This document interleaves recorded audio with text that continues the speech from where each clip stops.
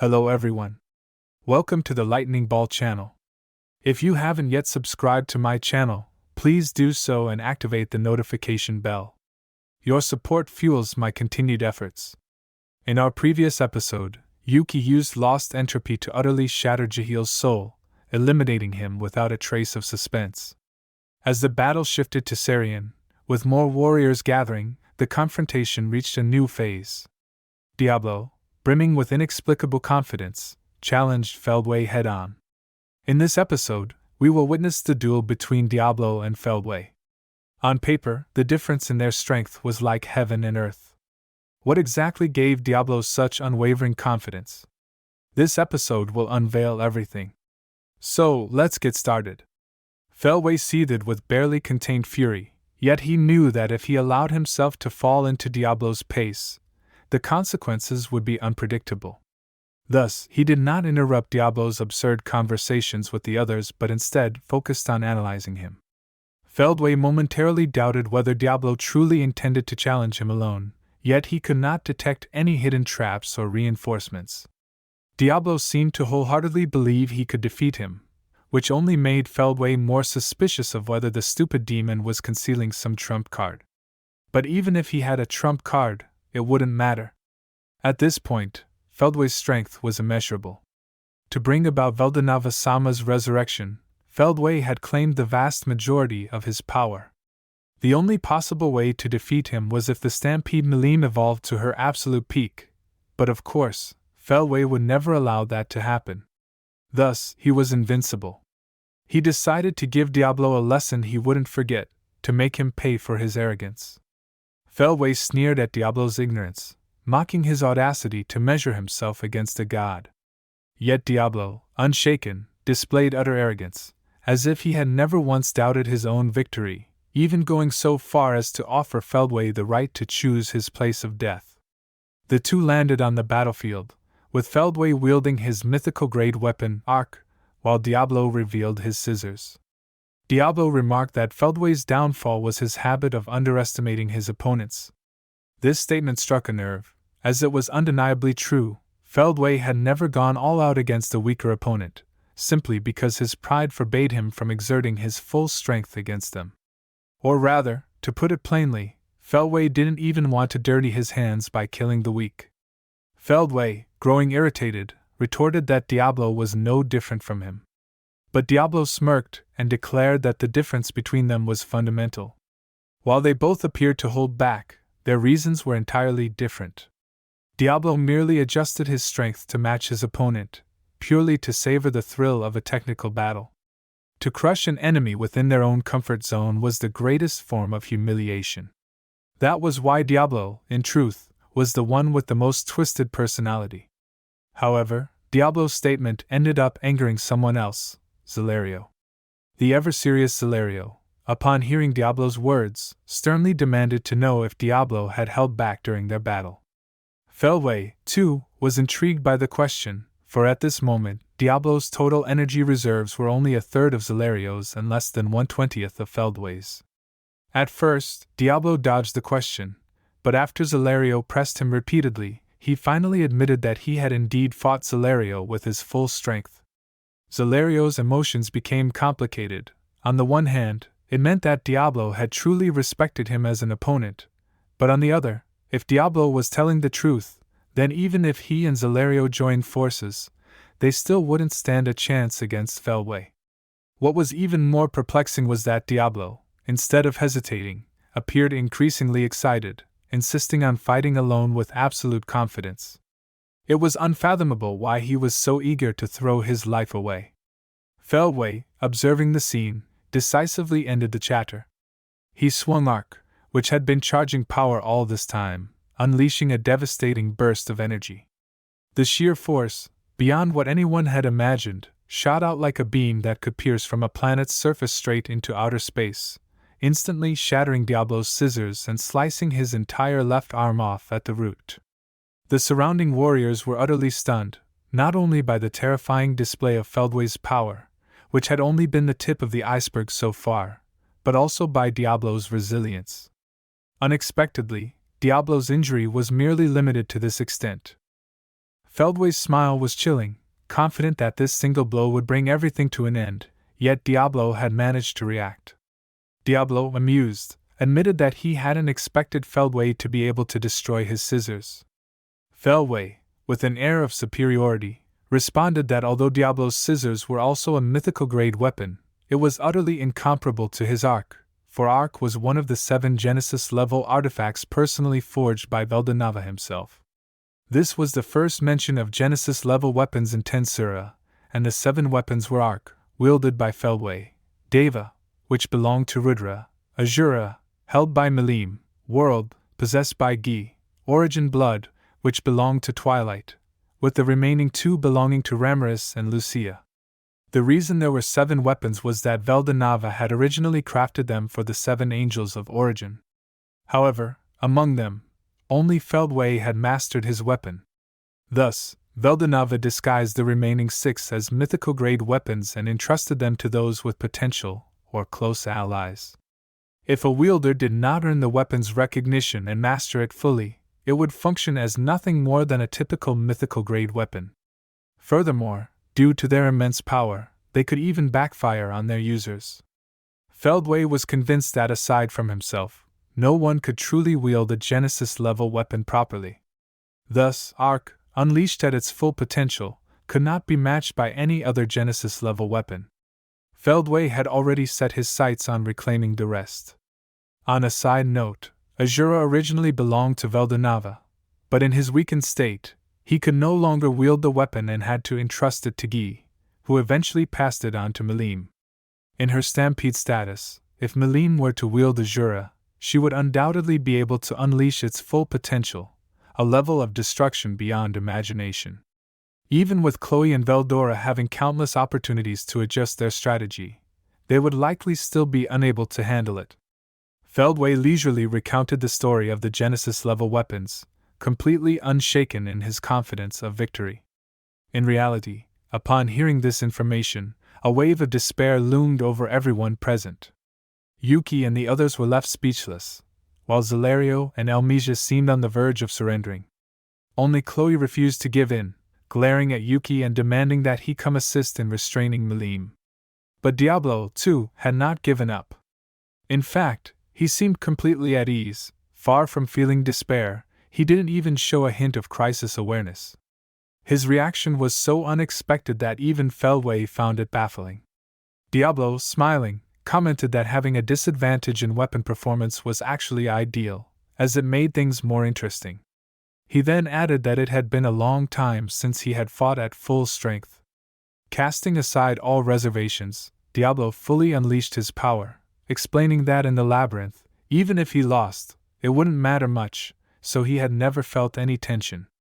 But now, this unprecedented thrill was exactly what he had been seeking.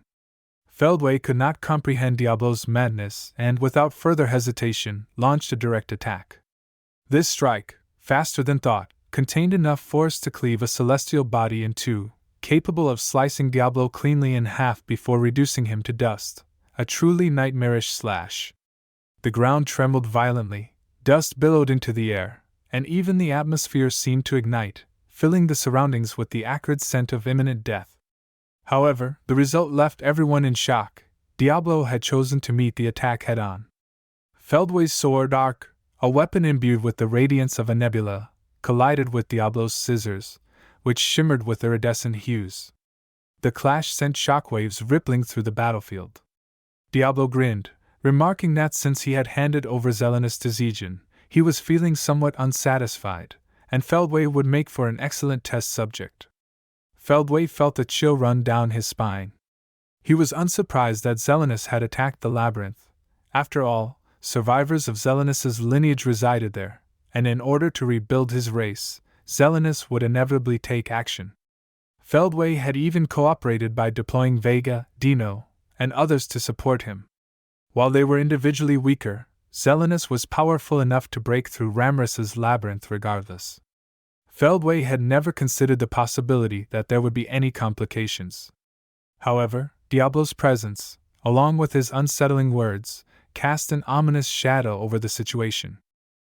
Feldway asserted that while Zelenus was not as strong as himself, he was still an entity that surpassed the true dragons, making it impossible for Diablo to be his match. But in truth, Feldway had already sensed something unsettling. At the exact moment Diablo had blocked his Genesis-level weapon, Arc, Diablo's body underwent a bizarre transformation. Diablo noticed Feldway's unease and immediately launched a counterattack, his speed now completely on par with Feldway's. For a primordial demon like Diablo, rewriting the laws of physics with magic was effortless. His movements were so fast they bordered on instant teleportation, while his evasions ignored atmospheric resistance entirely, bypassing even the sound barrier without generating a sonic boom. It was nothing short of a miracle. Diablo moved with unmatched finesse, yet Feldway was no less skilled. With his vast accumulated experience and expert control, he was able to match Diablo's movements step for step. The two warriors clashed relentlessly, either willing to yield. Diablo danced through the battlefield with fluid, elegant movements, seamlessly parrying Feldway's strikes. Though Diablo had managed to withstand Feldway's initial attack, he had, in truth, sustained significant damage. He had poured all his strength into blocking that one strike, and coupled with the damage from losing his left arm earlier, Diablo had already expended 90% of his reserves. However, his ability to deceive others was unparalleled. His calm exterior made it impossible for anyone to see through him. This wasn't due to Feldway's incompetence, but rather Diablo's sheer mastery of deception. So what exactly allowed Diablo to disregard a 20-fold disparity in total energy reserves? The answer, of course, was imaginary collapse. In secret, Diablo had been steadily absorbing the power of the imaginary supply, replenishing the energy he had lost. This was an extraordinarily dangerous technique. If someone like Benimru attempted it, it would undoubtedly be suicidal, as even the slightest miscalculation would lead to instant self-destruction. But Diablo was different. Even outside of the labyrinth, where revival was impossible, he had chosen to use Feldway, one of the most powerful beings in existence, as his experimental subject, carrying out his pre-planned strategy. And it was precisely because of this reckless gamble that Diablo felt an intense connection to Rimuru-sama. Diablo's expression became distant. It was the look of a man wholly consumed by his obsession, utterly devoid of fear or regret, lost only in his own madness. During his battle with Zelenus, Diablo had already conceived the idea of cycling the imaginary collapse's void energy through his own body. However, he had ultimately left Zelenus to Zijin. But thanks to that decision, Diablo was able to further observe Zijin's insane actions, which solidified his belief that his theory was correct.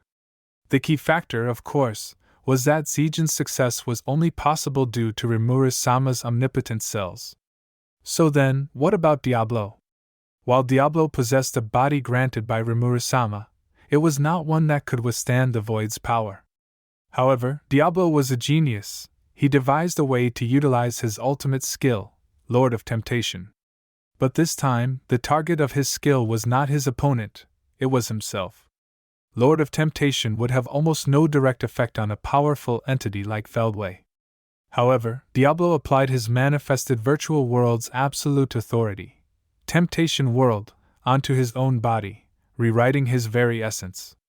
There was only one person in existence who could conceive of and successfully execute such an insane method, and that was Diablo. Diablo's idea was to deceive himself into firmly believing that his body had been optimized to adapt to imaginary collapse's energy, allowing him to utilize this ultimate force with ease. Of course, this was merely theoretical. Imaginary collapse was, by nature, an uncontrollable phenomenon, a force born from the collapse of the abyss of hell, or the chaos that preceded hell's very existence. To wield such dangerous energy without consequence was impossible. Even Diablo was no exception. Before his body could even finish adapting, the void had already begun consuming him. Yet Diablo remained eerily calm, relishing the experience, using Lord of Temptation to simulate a form of regeneration, convincing himself that it was real, that he was unharmed, thus allowing him to continue fighting. This was beyond unrealistic. It was an outright destructive act that called his sanity into question. But Diablo would never let anyone perceive that. To him, not only was there no issue, but he was thoroughly enjoying himself. That was what made Diablo so terrifying. In stark contrast stood Feldway. He firmly believed that as long as he unleashed his true body and entered his full power state, no opponent could stand against him. And yet, against Diablo, he found himself locked in a bitter struggle. Feldway refused to acknowledge it, but from an outsider's perspective, this battle was nothing short of evenly matched. His mind wavered in disbelief, but Diablo only fanned the flames, taunting him by claiming that since Feldway hadn't revealed his true form in earlier battles, he had been holding back as well. But today, he would play along to the end and had already prepared a way to kill Feldway. Diablo successfully disrupted Feldway's composure. If Feldway had been thinking rationally, his top priority should have been destroying the Divine Tree, ensuring Ivarich's rampage could lay waste to the world, dragging Diablo to his inevitable doom as well. However, Diablo's terrifying combination of hand-to-hand combat and psychological warfare had completely derailed him. And rightfully so, wielding the strongest weapon and the mightiest body granted by Veldanava, possessing numerous ultimate skills and 2 dragon factors from Velzard and Velgrind, Feldway was still struggling against Diablo. It was an unacceptable reality, one he could not come to terms with, and he furiously declared that he would no longer hold back, vowing to send Diablo to his grave personally.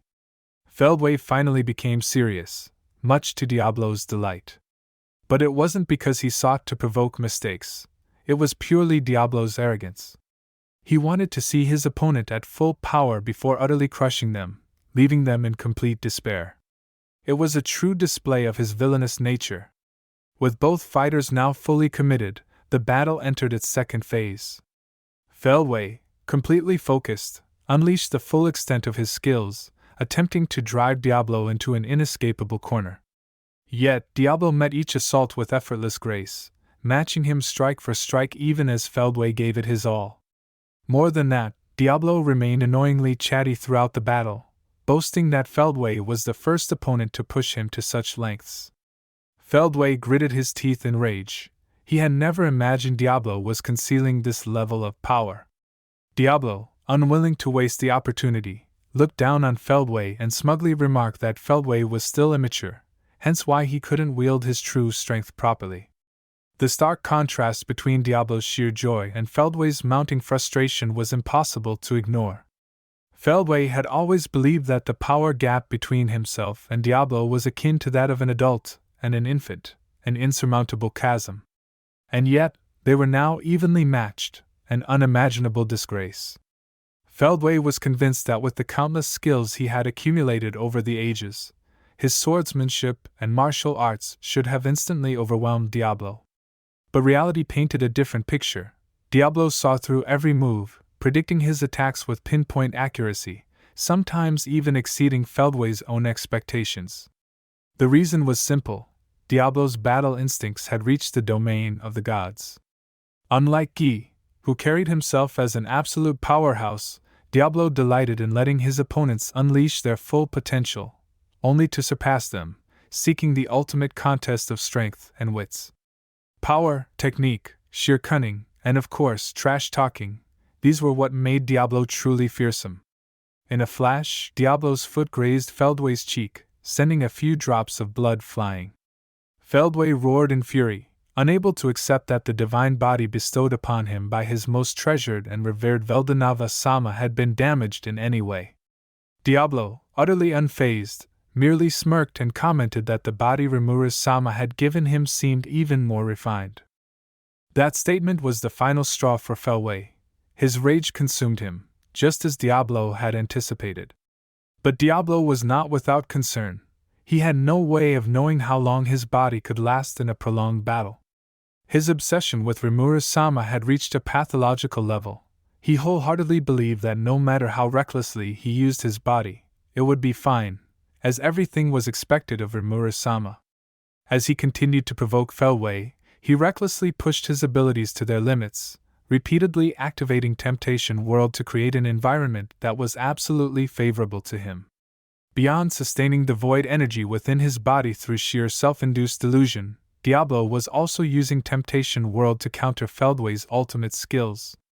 Normally, Abilities functioned by altering reality through magicules, but ultimate skills operated on a far deeper level, acting upon spiritrons, or even the most fundamental infants, which formed the basis of all existence.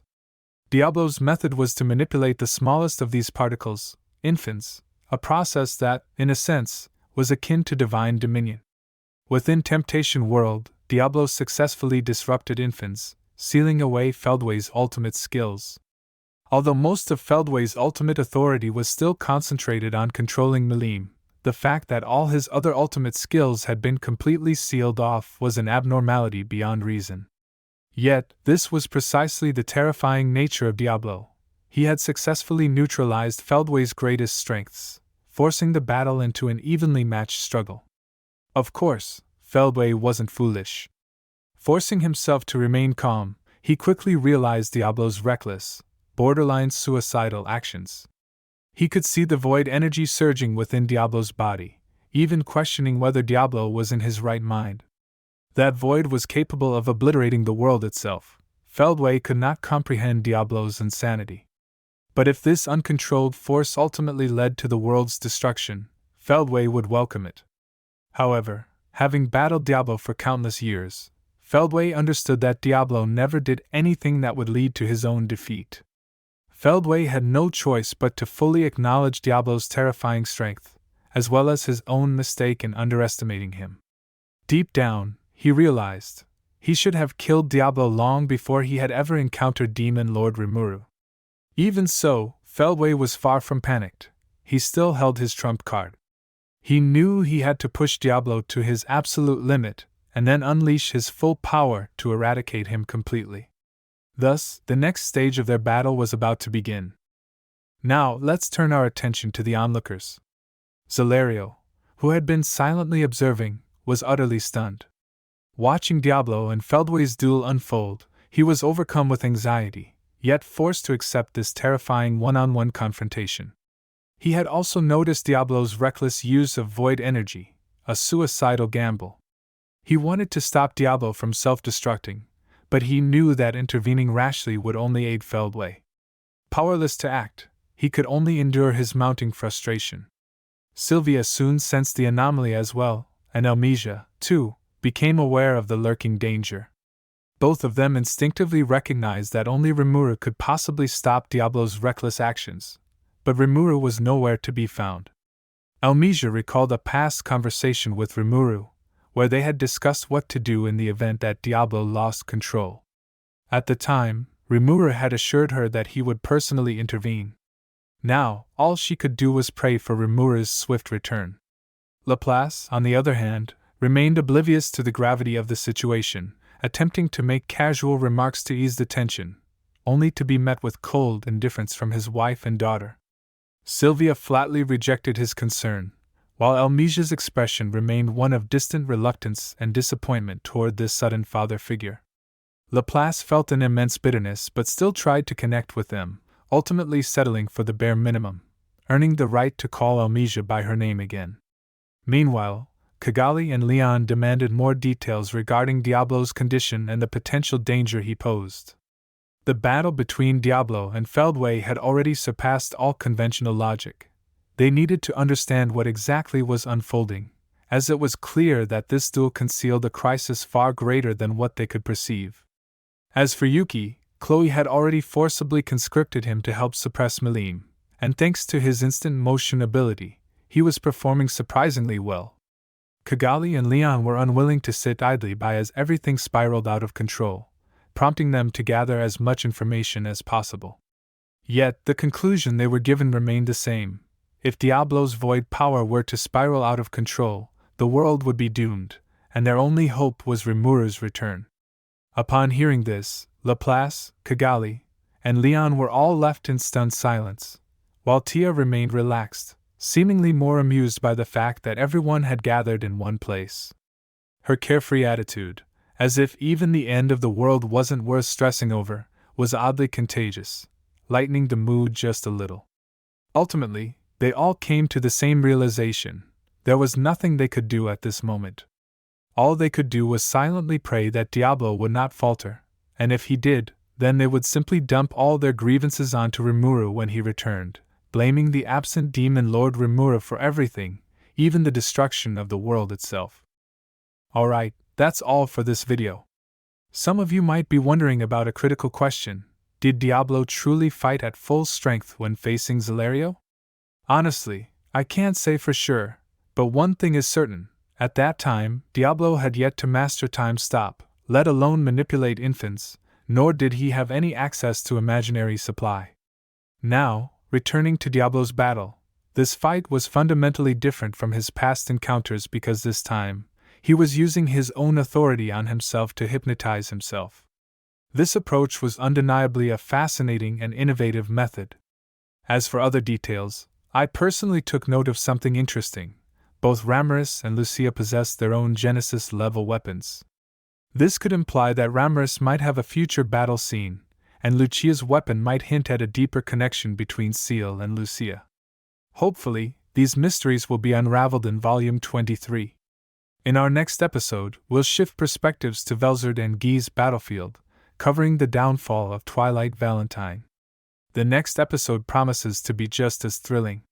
If you enjoyed this video, please like, comment, and subscribe. Your support is greatly appreciated. See you in the next one.